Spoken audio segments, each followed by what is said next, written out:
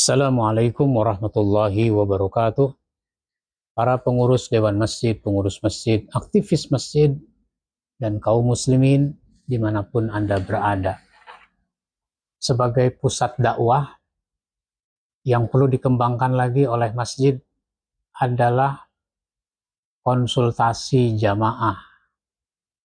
Jamaah kita kan punya problem, banyak yang punya problem.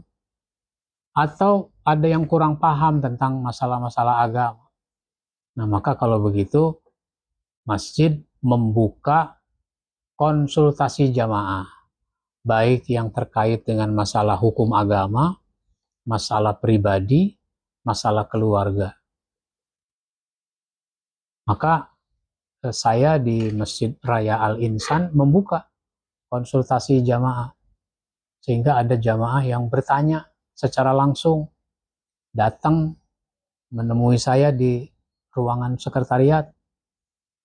Pak Ustadz, saya kalau lagi kesel sama istri itu sampai keluar kata cerai. Istri kalau lagi kesel sama saya keluar kata permintaan cerai, lalu saya mengiyakan. Ini kalau begini saya udah menceraikan apa belum? Nah, itu contohnya.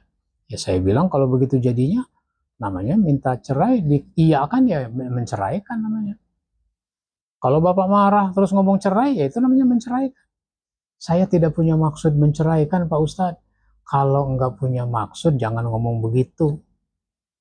Sekarang ini kan banyak orang salah ngomong, sehingga maksudnya bukan begitu tapi ngomongnya begitu.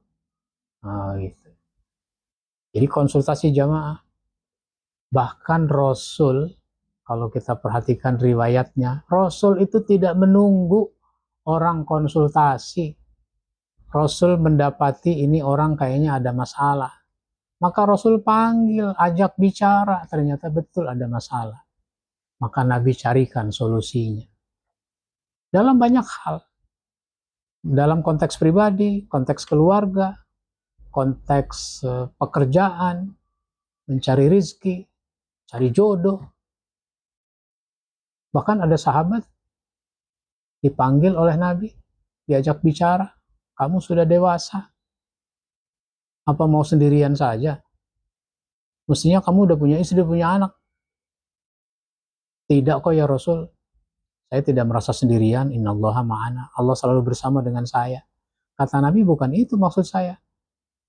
Apa kamu tidak mau menikah, nggak mau punya istri, nggak punya anak? Oh, saya bukan nggak mau nikah, tapi masalahnya wanita mana yang mau pada saya? Orang tua mana yang mau menikahkan putrinya pada saya? Jadi mau toh? Mau. Nah, maka Nabi tugaskan dia, Nabi suruh dia, kamu pergi ke rumah seorang sahabat, dia punya anak gadis, lamar aja, bilang dari saya. Ini sebuah contoh bagaimana Rasulullah juga mencarikan solusi atas persoalan yang dialami, dihadapi oleh para sahabatnya. Jadi masjid itu tempat untuk solusi atas persoalan-persoalan jamaah. Sehingga kalau ada jamaah mau curhat, mau konsultasi, pengurus masjid melayani dengan baik. Pak, Bapak pengurus masjid ya? Iya. Ada apa? Saya pengen konsultasi Pak, saya punya masalah, mungkin Bapak bisa bantu memecahkan masalah saya. Pengurus masjid respon, ajak ke ruangan, hidupkan AC-nya, siapkan minuman makanan, biar dia tenang. Nah, silakan Pak, ada masalah apa? Begitu.